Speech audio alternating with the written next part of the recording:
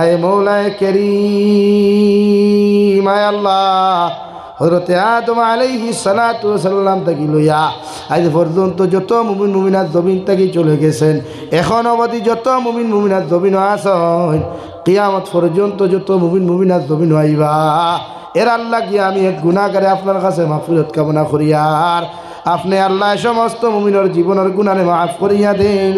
সুবহানাল্লাহ। এটা একজন মুমিনের ইমানি দায়িত্ব।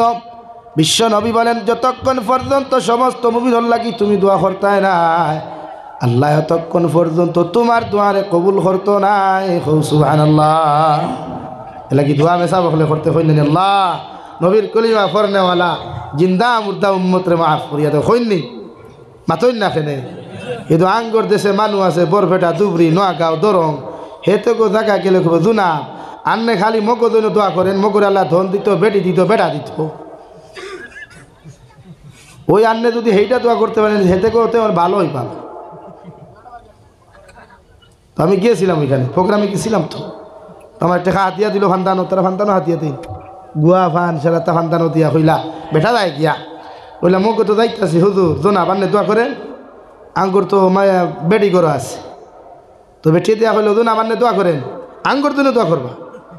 এই আঙ্গুর জন্য দোয়া করতে গিয়ে তুই চাষার জন্য দোয়া করতে ফেরা লাগিয়ে দেবে,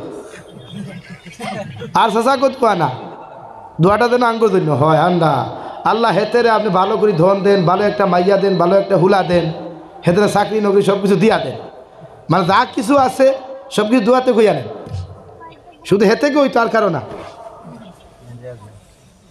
তো তার কাছে আপনি বালা দামি মানুষ মায়া করেন, আর জুনার শব্দ তো বালা আপনারে সম্মান করি তারা।